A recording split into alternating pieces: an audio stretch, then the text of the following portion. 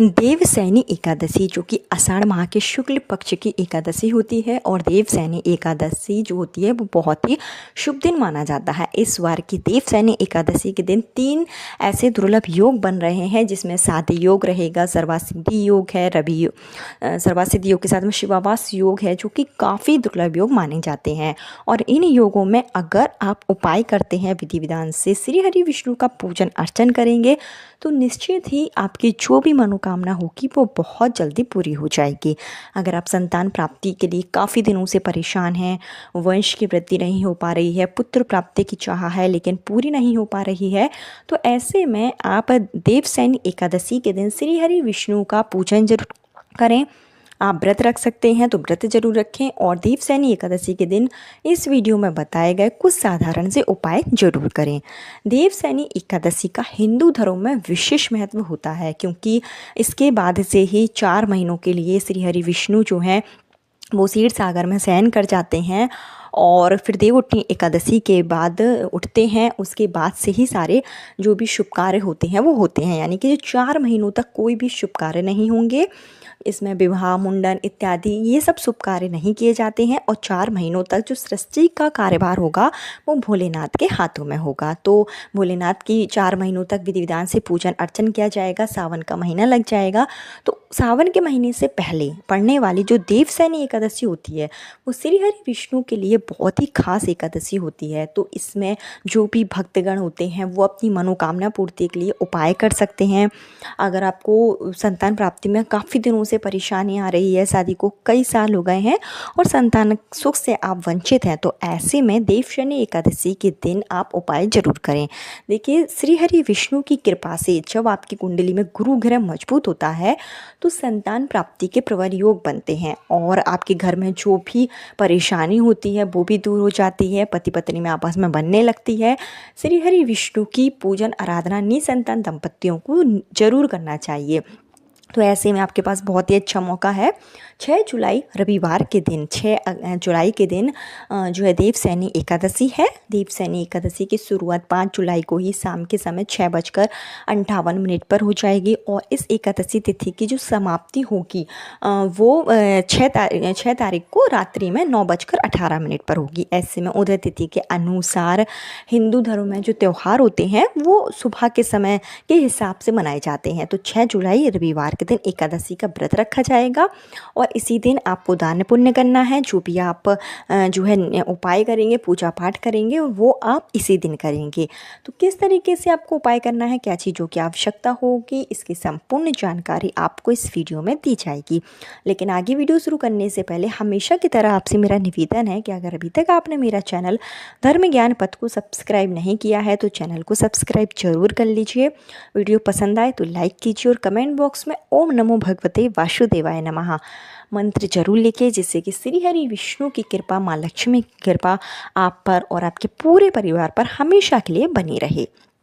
तो जो भी निसंतान दंपत्ति हैं, अगर पति पत्नी मिलकर उपाय करते हैं तो और भी अच्छी बात है। उनको संतान प्राप्ति की जो कामना है वो और भी जल्दी पूरी हो जाती है, क्योंकि संतान प्राप्ति के जो योग बनते हैं, जो पुत्र प्राप्ति के योग बनते हैं, वो पति पत्नी दोनों के भाग्य से बनते हैं। तो आप ज़्यादातर कोशिश यही करें कि कोई भी उपाय हो उसमें पति पत्नी दोनों का सहयोग हो। लेकिन अगर किसी कारण से पति या पत्नी दोनों मिलकर नहीं कर सकते हैं तो पति या पत्नी में से कोई भी एक व्यक्ति इन उपायों को कर सकता है। जो भी महिलाएं हैं वो इन उपायों को करें तो उनको देवसैनी एकादशी के दिन सुबह जल्दी उठना होगा। सूर्योदय से पहले आप उठें। जब आप उठ जाएं उसके बाद स्नान करें। तो स्नान के पानी में आप थोड़ा सा गंगा जल डाल लें और थोड़ा सा जो आंवले का रस होता है, अगर आपको आंवले का रस कहीं से भी मिल जाए तो वो आप ज़रूर लेकर आएँ और आंवले का रस आप स्नान के पानी में डालकर स्नान करें। ऐसा करने से कुंडली में गुरु ग्रह मजबूत होता है, श्री हरि विष्णु की कृपा आप पर रहती है। इसके बाद स्नान करने के बाद में इस दिन साफ सुथरे वस्त्र धारण करें। पीले कलर के अगर आप वस्त्र पहनते हैं, पीले कलर का दुपट्टा ओढ़ते हैं, पुरुष हैं तो पीले कलर का अंगूछा ओढ़ें। इस तरीके से आप जो है वस्त्रों को धारण करें। इसके बाद में सूर्य भगवान को अर्घ्य जरूर दें। सूर्य भगवान को आपको जल चढ़ाना है, सूर्य भगवान के मंत्रों का जाप करना है।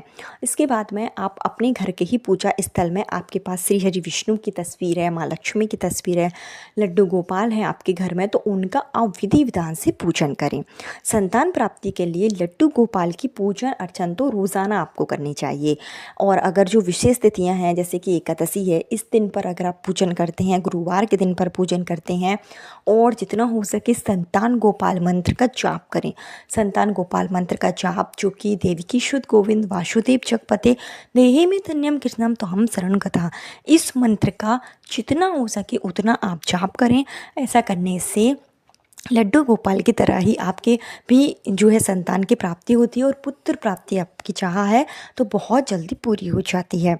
तो आपको जो है किस तरीके से पूजा आप करेंगे कि सबसे पहले आप अपने घर के जो आपका पूजा स्थल होगा जहाँ पर आप और सब पूजाएं करते हैं वहाँ पर आप एक चौकी लगा लें। उस चौकी पर आपको एक पीले कलर का कपड़ा बिछाना है। क्योंकि यह देवसैनी एकादशी है तो अगर आपके पास जो है लड्डू गोपाल का शयन का सामान है, नहीं तो आप लेकर आ सकते हैं। मार्केट में बहुत ही आसानी तरीके से लड्डू गोपाल का पलंग मिल जाता है, उनके बिस्तर मिल जाते हैं, तो ये सब आप लेकर आएँ। अगर नहीं लेकर आ सकते हैं तो फिर आपके पास एक पीले कलर का कपड़ा होना चाहिए, उसको ही आप जो है अच्छे से उस पर आपको बिछा लेना है, आसन पर आप बिछा लें। उसके बाद लड्डू गोपाल को उसमें विराजित करें। श्री हरि विष्णु की तस्वीर है तो आप वो रख सकते हैं। और इसके साथ ही एक आपको पीले कलर का जो है कपड़ा अलग से लेना होगा। इसको आप लड्डू गोपाल के ऊपर उड़ाने का यानी कि चदरे के रूप में आपको एक कपड़ा और लेना है। इसके बाद में आप चौमुखी दीप प्रज्वलित करें। दीपक में आपको शुद्ध देसी घी का प्रयोग करना है, 4 बाती का प्रयोग करना है और चारों बाती को आपको इसको प्रज्वलित कर लेना है। इसके बाद में आप लड्डू गोपाल को उनकी प्रिय चीज़ें अर्पित करें। इस दिन आप उन्हें मोर का पंख अर्पित कर सकते हैं और इस दिन आप खीर ज़रूर बनाएं, चाहें आप मखाने की खीर बना सकते हैं और भी जो आपको खीर आती है, चावल की खीर का प्रयोग नहीं करना है, इस बात का विशेष ध्यान रखें।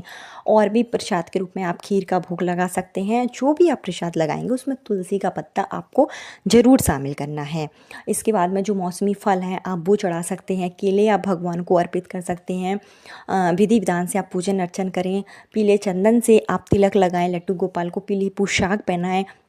इसके बाद में आपको संतान गोपाल मंत्र का जाप करना है और ओम नमो भगवते वासुदेवाय नमः, इस मंत्र का भी आप जाप कर सकते हैं। अगर आप आर्थिक दृष्टि से परेशान हैं और कई दिनों से आप जो है आपके घर में लड़ाई झगड़ा रहता है, कलह का माहौल है, तो इसके लिए आप माँ लक्ष्मी का भी इस दिन पूजन जरूर करें। माँ लक्ष्मी को इस दिन आप कमल के फूल अर्पित करें, कमल गट्टा जो होता है वो आप अर्पित कर सकते हैं, पीली जो कौड़ी है वो आप माँ लक्ष्मी को अर्पित करें। इस तरीके से आप छोटे छोटे उपाय जरूर करें। संतान प्राप्ति, पुत्र प्राप्ति की कामना के लिए पीपल का आप एक पत्ता लें। इस दिन देखिए रविवार पड़ेगा तो पीपल का जो आप पत्ता लेंगे वो आप एक दिन पहले ही तोड़ लेंगे।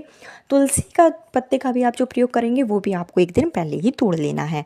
पीपल का एक पत्ता लें, उसमें आप स्वास्तिक बनाएं, आपको रोली कुमकुम से स्वास्तिक बनाना है और यह आपको श्री हरि विष्णु के चरणों में अपनी संतान प्राप्ति की कामना के साथ में चढ़ा देना है। जब आपकी पूजन अर्चन हो जाए, मंत्रों का जाप हो जाए, तो यह पीपल का पत्ता शाम के समय आप किसी भी बहती हुई जल में प्रवाहित कर सकते हैं। अगर बहता हुआ जल नहीं है तो फिर आप शिवलिंग पर इसको चढ़ा सकते हैं। इसके साथ ही इस दिन जो है आप आंवले का दान जरूर करें। आप इस दिन आंवले का दान कर सकते हैं और अन्न का दान कर सकते हैं। एक ब्राह्मण को आप अपने घर पर भोजन करा सकते हैं। इस दिन जो छोटे छोटे बालक होते हैं उनको अगर आप इस दिन जो है बाँसुरी दान करते हैं तो ऐसा करने से संतान प्राप्ति की कामना बहुत जल्दी पूरी हो जाती है। एकादशी के दिन चीनी का दान करने से आपके पितृ भी प्रसन्न होते हैं और आपके घर में सुख सौभाग्य की प्राप्ति होती है, तो ये दान भी आप कर सकते हैं। इसके अलावा आप जो है तुलसी की पूजा जरूर करें। इस दिन तुलसी को आप इस दिन जो है लाल कलर की चुन्नी उड़ा सकते हैं। तुलसी माता के समक्ष दीप प्रज्वलित करें। लाल कलर का एक धागा लें, जो कलावी का धागा आप ले सकते हैं और मनोकामना बोलते जाएं और तुलसी के क्यारे में इस धागे को आप बांध सकते हैं। ऐसा करने से भी तुलसी माता की कृपा से आपकी मनोकामना पूरी हो जाती है और श्री हरि विष्णु की कृपा से जो भी आपके जीवन में कष्ट हैं वो दूर हो जाते हैं। तुलसी की परिक्रमा जरूर करें। याद रखें तुलसी में जल नहीं चढ़ाएं। इसके अलावा आप पूजा पाठ विधि विधान से कर सकते हैं। 16 श्रृंगार की चीज़ें आप तुलसी माता को चढ़ा सकते हैं। एकादशी के दिन तुलसी माता की पूजा करने से भी आपकी समस्त कामनाओं की पूर्ति बहुत जल्दी हो जाती है।